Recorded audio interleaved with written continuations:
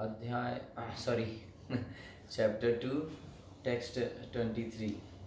So, Nainam chindanti shastrani, nainam dahati pavaka, na chainam kledayantyapo, na shoshyati marutaha. Very important and famous verse. And why I feel these verses are famous? Because these verses were there in my school syllabus. Okay, so in our school, somehow or other, by Krishna's mercy, we were taught Bhagavad Gita few verses in every year. So every year there will be some, because I was studying Sanskrit from childhood till 10th class. So in Sanskrit, at least like every year there will be few shlokas. So we will learn the translation and all those things. So this Vasansi Jirnani Nenam Chindanti Shastrani, many verses from chapter 2 were there. Okay. So I am very much aware from these verses from childhood. That's why I feel these are very famous. Nenam Chindanti Shastrani, Nenam Dahati Pavakaha, Na Chainam Kledentyapo, Na Shoshyati Marutaha. The soul can never be cut to pieces by any weapon. Nenam chindanti sastrani. Nor burned by fire. Nenam dahati pavaka. Nor moistened by water. Na chainam kledantyapo. Nor withered by the wind. Na shoshyati marutaha. Purport by Srila Prabhupada. Srila Prabhupada ki jai. All kinds of weapons, swords, flame weapons, rain weapons, tornado weapons, etc., are unable to kill the spirit soul. It appears that there were many kinds of weapons made of earth, water, air, ether, etc., in addition to the modern weapons of fire.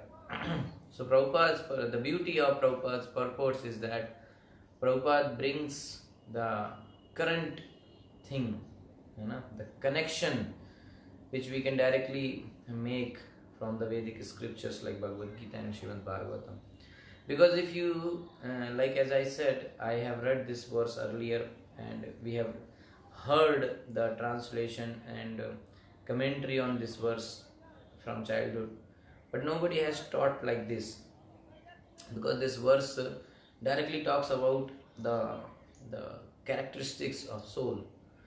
But Prabhupada is bringing a new aspect here. What is that? That this shloka also tells that there are weapons like rain weapons or water weapons or air weapons like that. So Prabhupada is saying that many kinds of weapons were there earlier, made of earth, made of water, made of air, ether, and of course made of fire. So, but presently we are aware only about the weapons made of fire, right? Because if anything you see, gun or bombs or anything, these all are weapons of fire, isn't it? So even the nuclear weapons of the modern age are classified as fire weapons, but formerly there were other weapons made of all different types of material elements. Fire weapons were counteracted by water weapons, which are now unknown to modern science. That's the point here. So now you can understand, because if you just say to anybody, this shloka, Nenam chindanti shastrani, Nenam dahati pavaka, Na chainam kledentyapo, na shoshati marta. So just people will say, because soul nobody can cut, the simple thing they will tell, but nobody will bring their attention to this point, that this shloka also telling that there were weapons, there were higher technology available, which we are not aware now. Okay, so we can say that we are developing, but actually we are not. We are degrading ourselves.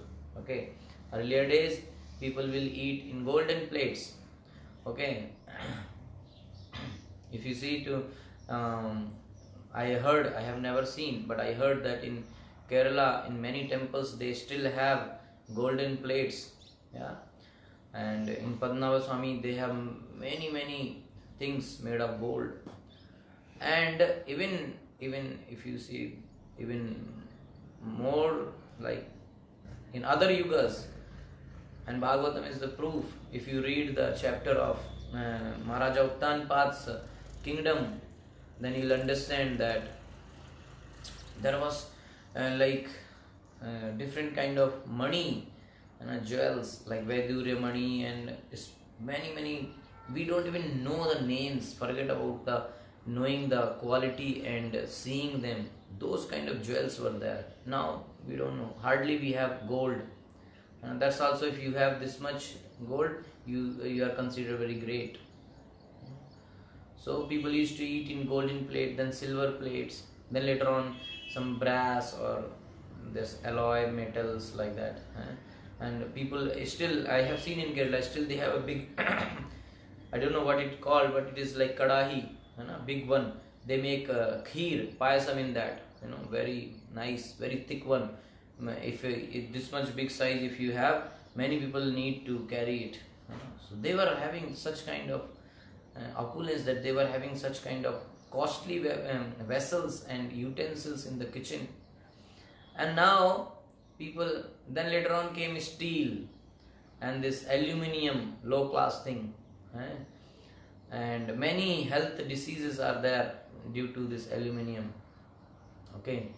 And aluminium actually was brought by Britishers for Indian freedom fighters who were inside the jail. So they thought we will give food to them in these vessels. So this aluminium melts and goes inside, and it creates many problems to intestine and like that. So soon they will get sick and they will die themselves like that. So that was the plan. So they brought. But now you see pressure cooker and all these things. These are the modern technology which we feel we are developed now. So we got new technology, but we don't know that how much harm it is there. And now even research are coming up that pressure cooker food is not good. Food should be cooked in open vessels, or if it has to be covered, then just a plate is enough like that. So many things are coming up. And I was reading about this Teflon coating, and this non-stick pan and kadahi. This is all very dangerous, harmful for health. And then more we developed ourselves, and then we brought plastic things. So plastic cooking vessels for oven and all. They have plastic this vessels which are used in oven and all. It doesn't melt, they say. But now some other group of scientists say that this plastic is very dangerous. In plastic plates, the more rich you are, the poor people eat in steel plate nowadays, and rich people eat in fiber plates, plastic plates. If you go to some local dhaba, they'll give you a steel plate. If you go to 5-star hotel, they'll give you plastic plate. That's the development. So this is called the biggest level of cheating. So foolish people are getting trapped in that. And they don't. Now one group of scientists say that this plastic is a biggest dangerous thing. And many people now know this, right? Eating in the plastic utensils, cooking like that. So 52 types of cancers can happen if plastic goes inside the body. Many people don't know these details. In towns, small villages and small cities, local towns and all, urban area, many people don't know. They have this ghee or some other kind of thing which are there, or like vegetable oil or something in that plastic bottles or plastic and containers. So what they do, they put it on the fire so that whatever is remaining, everything will get melt and will come out. Or sometimes they put hot item inside, so all the ghee will melt and come out. Like that they do in India. But they don't know that when they do this heating, that plastic also melts little bit and that goes inside the body. Small babies, now they are being fed with the milk. Unfortunately, some mothers are having health issues and they don't have abilities to breastfeeding, so they have to give some external milk like that. But what is that? Hot milk they will give in a plastic bottle. So it's very dangerous for the babies. But what to do? This is the biggest cheating scientists are doing on the name of advanced technology, on the name of development. Okay, but their development is nothing. There was so much far advanced technology earlier, which these people don't know. Okay, because they don't know how to read scriptures. Okay, so this is the Prabhupada is bringing our attention towards the modern science. Okay, which we are very proud of, but actually it is nothing. And this is another important point here is that modern science is the very or you can say, like in every country, the main budget is for, the main amount of money is for defense.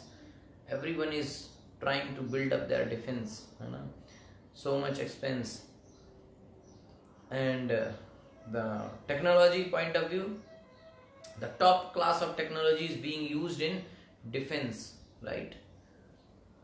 But still, I mean to say, if you see the modern technology, the highest, the top class technology, and the byproduct is defense product. Okay, missiles and this, all these things.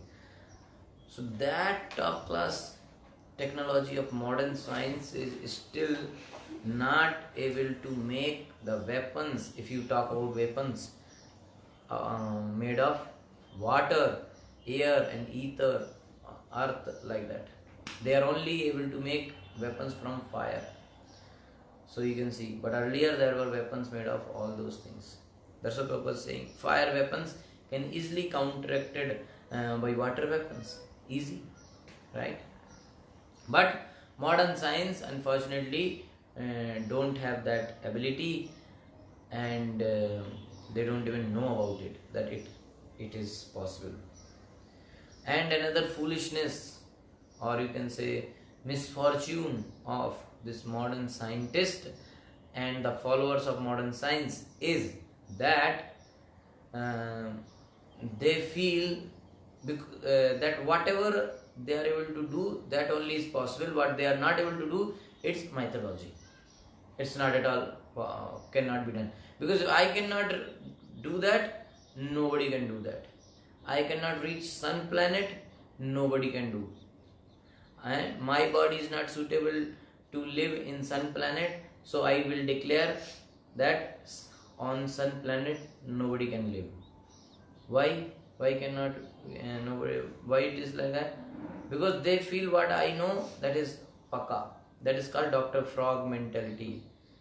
I have already said about the Dr. Frog, Prabhupada famous example about a frog who was living in the well, and when he met to the frog who was living in the Atlantic Ocean, then when the frog from Atlantic Ocean started telling about the size of Atlantic Ocean, this frog in the well, he could not believe, and then he said finally that such kind of big water body doesn't exist. It's a mythology, because he had no such experience. So like that, modern scientists had no such experience that these things are possible. So they say it's all mythology. Further, nor do modern scientists have knowledge of tornado weapons. Nonetheless, the soul can never be cut into pieces nor annihilated by any number of weapons, regardless of scientific devices. Okay. Now, second paragraph of the purport will talk about the second thing. So this purport is like two part. Okay. Two topics are discussed here. Yeah. The Mayavadi cannot explain how the individual soul came into existence simply by ignorance and consequently became covered by the illusory energy.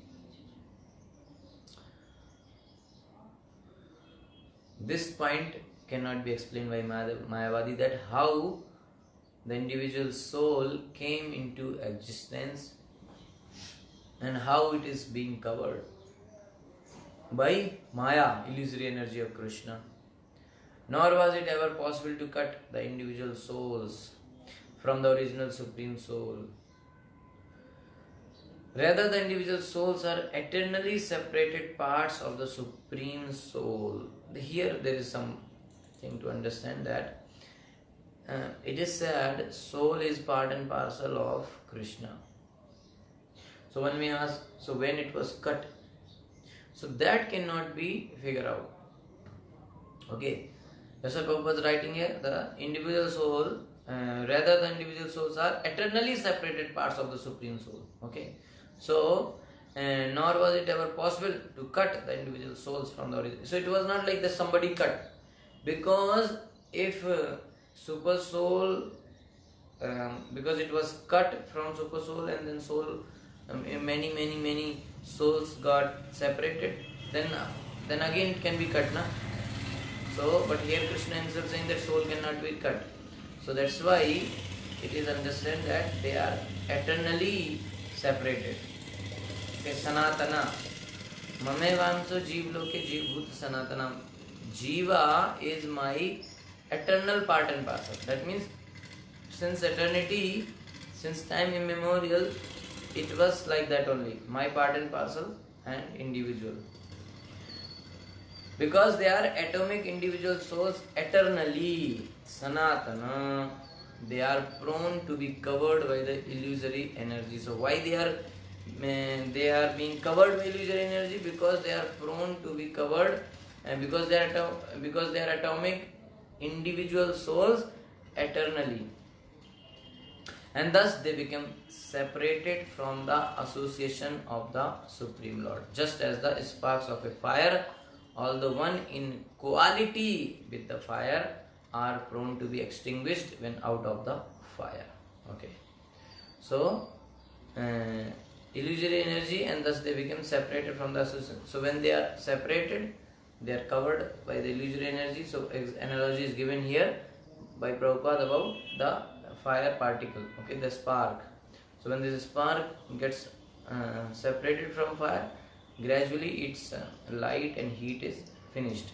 Okay, that means it is completely covered. Okay, so like that, Jivatma is also completely covered by the illusory energy. In the Varaha Purana, the living entities are described as separated parts and parcels of the Supreme. They are eternally so. Varaha Purana says the living entities are described as separated parts and parcels of the Supreme. They are eternally so, according to the Bhagavad Gita also.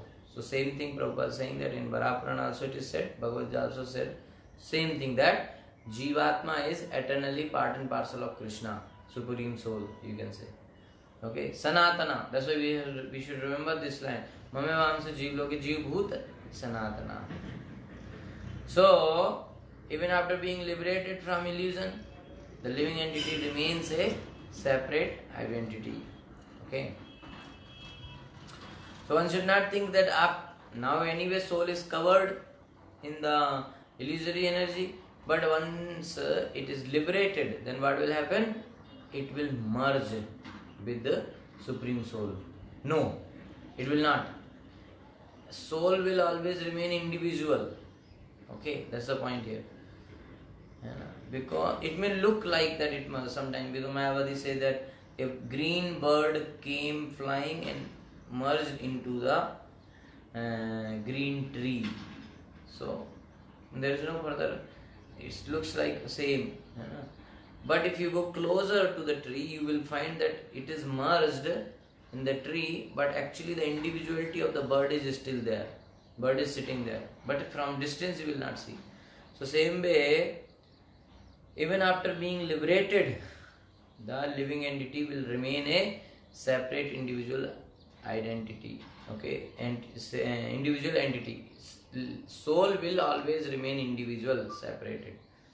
Okay, as is evident from the teachings of the Lord to Arjuna. Arjuna became liberated by the knowledge received from Krishna, but he never became one with Krishna. Okay, so becoming, merging, or is not like the existence is finished. It's not like that. Some people may think that liberation means getting merged into the Brahman or Supreme. That means once it is merged, the individuality of the soul is finished. No, that doesn't happen like that. Soul will remain individual, but still it will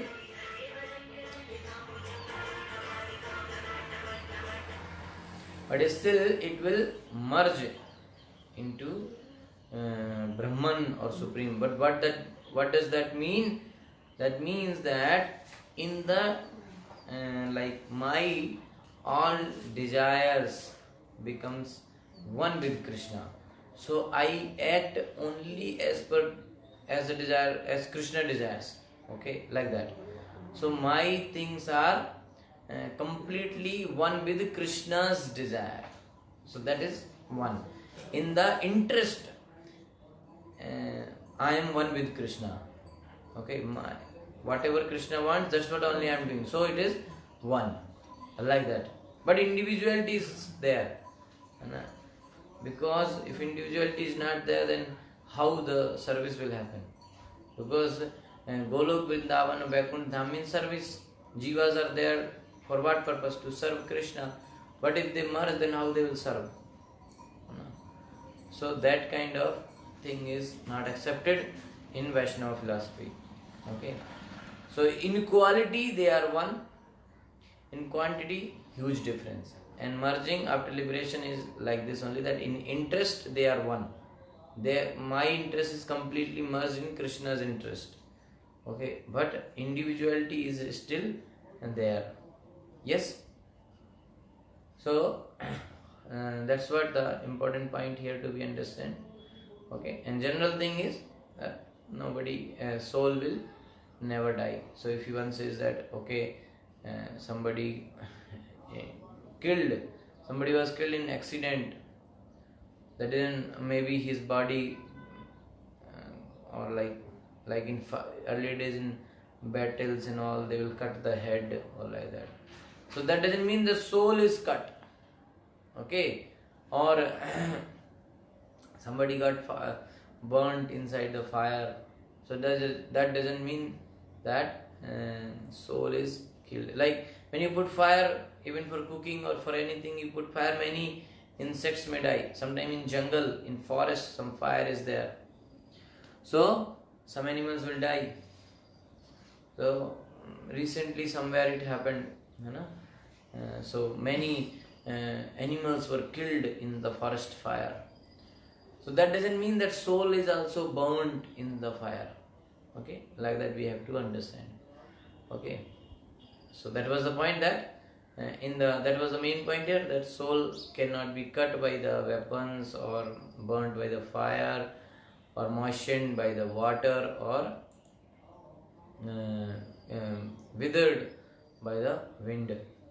So in the purport, Prabhupada brought our attention towards the drawbacks of modern science and the glories of Vedic technology. And then Prabhupada is saying about the Mayavadi concept that soul never merged. If we cannot find out when the soul was separated from Lord, that exact timing we cannot find out, or how it happened. But it is eternally the jivas are part and parcel of Krishna. Part and parcel of Krishna means eternally they are part and parcel. It's not like this is the timeline, so from here to here they are part and parcel, but before if you go, then they were not part and parcel. No, they were eternally part and parcel. Okay, and Jiva is eternally Ansha of Krishna. That was the one thing. Another thing is that and because of this, it is because this is part and parcel of Krishna, and then it comes in the under the illusion of Maya and then get separated, get into trap of Maya. And then once it is liberated from the trap of Maya, it goes and starts serving Krishna, Supreme Soul. But that does not mean that it is the soul will lose its individuality. Okay, so that was few points discussed in this purport. Hare Krishna. Thank you so much. Srila Prabhupada ki jai. Granth Raj Srimad Bhagavad Gita ki jai. Hare Krishna.